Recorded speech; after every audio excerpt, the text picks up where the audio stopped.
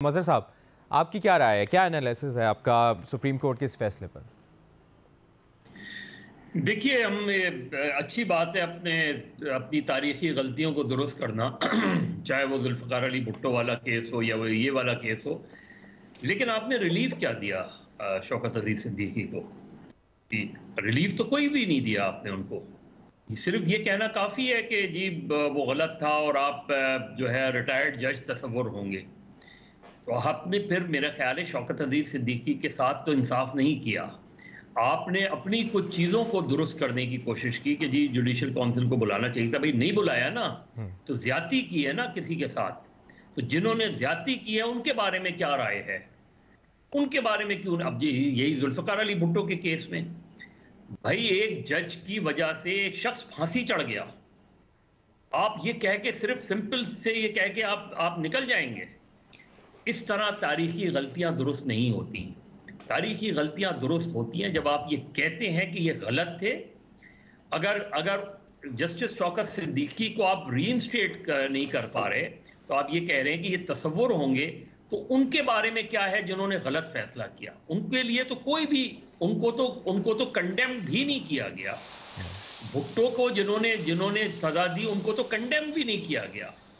तो मेरे ख्याल में थोड़ा सा रिविजिट करना चाहिए सुप्रीम कोर्ट को उन फैसलों से, उन तारीखी गलतियों से जो वो दुरुस्त करने जा रहे हैं। जो लगता है, बज़ाहिर लगता है, आगे क्या होगा हमें नहीं पता, लेकिन देखिए बहुत सीरियस कॉन्सिक्वेंसेस होते हैं। जिस तरह एजाज ने कहा कि भाई जजेस की अकाउंटेबिलिटी, इवन देखिए ना, आप हर किसी केस में हम पिछले 2-3 सालों में हम देख लें, हम कुछ कैरेक्टर्स के नाम रिवॉल्व करते हैं जिनमें कई डीजीआई रहे हैं, कई आर्मी चीफ्स रहे हैं, हम उनका जिक्र करते हैं चाहे एक पॉलिटिकल पार्टी हो या 2 पॉलिटिकल पार्टी हो, लेकिन हम उन्हें बुला नहीं सकते जैसे एजाज कह रहा है।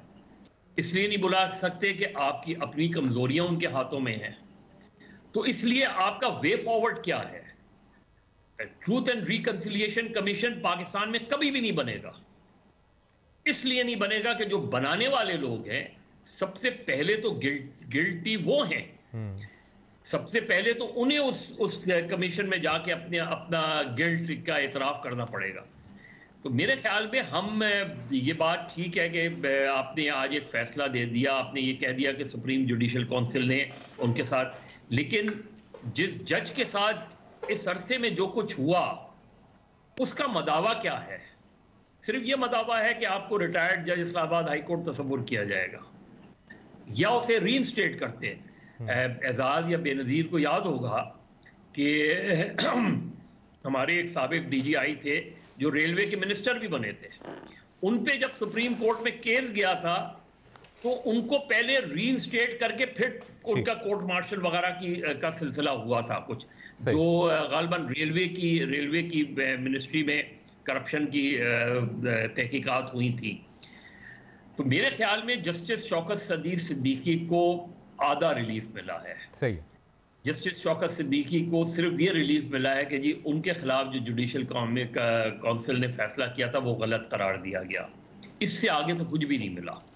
मेरा ख्याल है जब हम रिविजिट कर रहे हैं अपनी हिस्टोरिक रॉन्ग्स को, अपनी तारीखी गलतियों को, तो फिर मुकम्मल तौर पे दुरुस्त करने की ज़रूरत है और उन लोगों को जो है वो पॉइंट आउट करने की ज़रूरत है जिनके फैसलों से पाकिस्तान की सियासी तारीख में भौचाल आया। ठीक है, आपका पॉइंट आ गया मज़हर साहब। पाकिस्तान यही बात भट्टी साहब से पूछेंगे। मज़हर भाई की बात में एक ऐड कर दूं, क्योंकि उन्होंने नाम लिया ना जिन फॉर्मर डीजीआईएसआई का, जो कह रहे हैं कि वो बहाल हुए थे, वो बहाल नहीं हुए थे। उनका नाम था जनरल जावेद अशरफ काजी। मुशर्रफ साहब के दौर में वो रेलवे के भी वजीर रहे थे, चेयरमैन रेलवे भी रहे थे और कम्युनिकेशन के वजीर भी रहे थे, और बाद में नैब ने उनके ऊपर तहकीकात की थी, लेकिन उनके ऊपर तहकीकात साबित नहीं हुई थी। ये बात रिकॉर्ड के ऊपर। बेनज़ीर मुख्तसरन मैं एक चीज एक लाइन में बोलना चाहूंगी। देखिए, मैं फिर भी ये कहूंगी कि हुकूमत को तहकीकात करनी चाहिए, क्योंकि ये जो होता है ना कि इदारे अपना खुद एहतसाब करते हैं, अदलिया अपना खुद करे, एस्टैब्लिश जजमेंट अपना खुद करे, लेकिन सियासतदानों का एहतसाब सब मिल बैठ के करें। तो इसकी अगर ये सब रिटायर्ड जजेस हैं जिनकी हम बात कर रहे हैं, तो इनकी तहकीकात हुकूमत को करनी चाहिए। बिल्कुल एहसास की बात दुरुस्त है कि इस हुकूमत का इस वक्त मैंडेट पे बहुत बड़ा सवाल है, तो वो क्या ही वैसे तहकीकात करेंगे, लेकिन असूली तौर पे तो यही होना चाहिए कि हुकूमत को इस इशू को लेना चाहिए। भट्टी साहब की क्या राय है इस पर, उनसे भी जान लेते हैं। तीनों तजियाकारों की राय आपने सुनी, भट्टी साहब आपका क्या एनालिसिस है, आप क्या समझते हैं? जनाब स्पीकर, सबसे पहले तो मैंने सुना है कि परवेज़ इलाही साहब बहुत बीमार हैं। उमर सरफराज चीमा तहरीक इंसाफ के जो जेल में है वो भी बीमार हैं।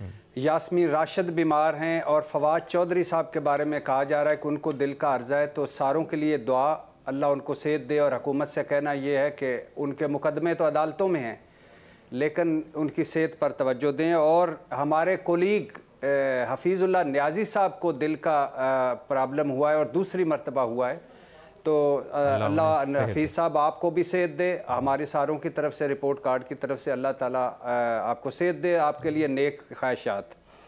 और वैसे तो एजाज़ ने बात तकरीबन कर दी, लेकिन एक फ़िक्रा इस पर ख्वाजा आसिफ साहब पर ज़रूर बोलना चाहूँगा। मैं ख्वाजा साहब को कल भी परसों भी कहा था कि आप खड़े रहिएगा, आप बुलाइएगा ज़रूर जन बाजवा को और जन फैज़ हमीद को पार्लियामेंट में, और फिर एहतसाब भी कीजिएगा, पुछ गुछ भी कीजिएगा, लेकिन नहीं कर पाएंगे। लीडरशिप को छोड़ें। जो आज हो रहा है, ये आज के जो मुस्तफ़ीद हो रहे हैं, ये कल कर सकते हैं किसी का एहतसाब। नारे तो मार सकते हैं, लेकिन कर सकते हैं। आज इमरान खान जब बात करते हैं कि फ़लाँ फ़लाँ फ़ौज ये कर रही थी, तो हम बात नहीं करते कि भाई उस वक़्त आप क्या कर रहे थे। तो ये नहीं कर सकते। और लीडरशिप को छोड़ें, इनकी जो बाकी अपनी जो सारा कुछ उसको छोड़ें। सिर्फ एक फ़िक्रा है कि याद रहे, जब अफसर ओहदे पर हों, फ़ौजी अफसर, और उनसे मुस्तफ़ीद हुआ जा रहा हो, घुटनों पर हाथ रखे हुए हों, तो फिर जब वो रिटायर हो जाएं तो उनके गिरबानों पर हाथ नहीं डाले जा सकते। ये कंपनी की मशहूरी है। ये एक तरफ से हटाने की कोशिश है, जो वो रियाना डार और उनका जो इलेक्शन है, उनको पता है कि उस वक्त ट्रिब्यूनल में है और क्या होगा, उससे पहले ही वो ज़मीन हमवार कर रहे हैं। ये कभी फिर बाद में बात करेंगे। अब आ जाइए जी शौकत सिद्दीकी साहब के फैसले पर। तारीख़ी गलतियाँ दुरुस्त कर रही है हमारी अदलिया, और आज वैसी ही गलतियाँ कर रही है जैसी तारीख़ी गलतियाँ दुरुस्त कर रही है। मुझे उम्मीद है कि आज जो हमारी अदलिया गलत फैसले कर रही है, ये बाद वाली अदलिया आकर कोई 6 साल बाद, कोई 45 साल बाद ये फैसले दुरुस्त करेगी, और उस वक़्त भी हम वाह वाह करेंगे कि अदलिया का रुख सीधा किया जा रहा है।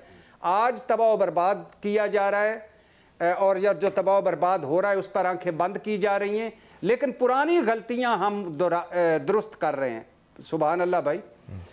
शौकत सिद्दीकी साहब को मुबारक हो, शौकत सिद्दीकी साहब को, कि 6 साल बाद फैसला आया है उनका, वरना भुट्टो साहब की तरह 45 साल लग जाते तो यकीनन उनके पोते इस वक्त बिलावल की जगह खड़े होते। हाँ, ये दुख है कि अगर शौकत सिद्दीकी साहब की बरतरफी गलत थी और गैर कानूनी थी, और तो उनके सर्विस के वो साल किधर गए?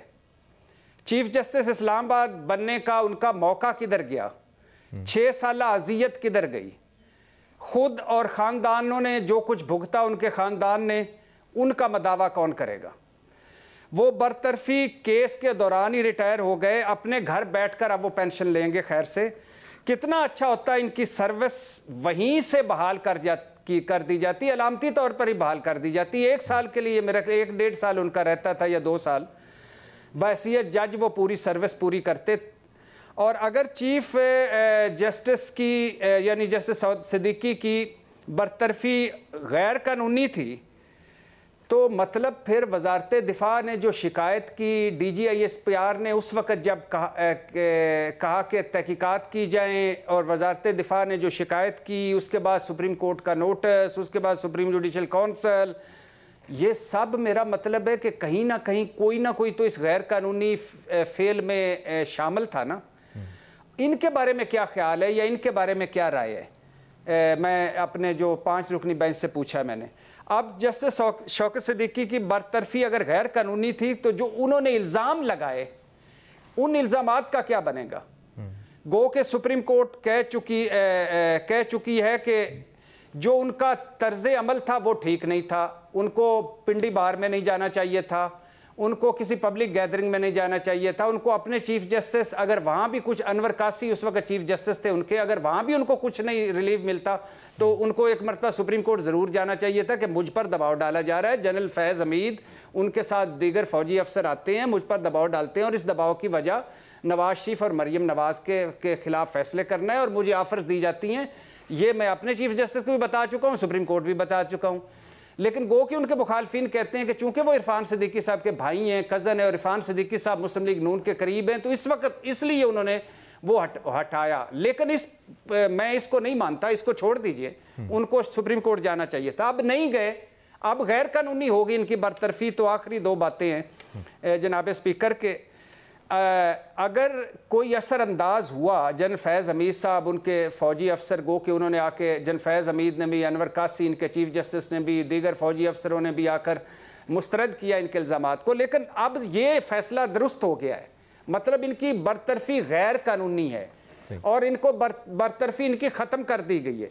तो फिर तो वहाँ मतलब ये कि दूसरा जो फरीक है वो मुल्ज़म हुआ, दूसरा फरीक सच्चा नहीं, सच्चा हुआ जस्टिस शौकत सिद्दीकी।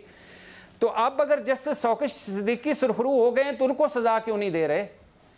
और ये तो नहीं हो सकता कि दोनों दुरुस्त हों, ये भी नहीं हो सकता कि मुद्दई भी दुरुस्त हो और मुल्ज़म भी दुरुस्त हो, और ये भी नहीं हो सकता कि बकरे का सर हलाल हो और धड़ हराम हो।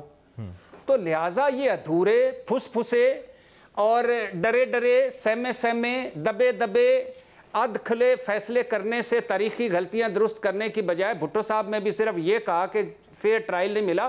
किसने फेयर ट्रायल नहीं दिया? कौन कौन शामिल था? उनको भी अलामती सजाएं देते, यहाँ भी कुछ करते।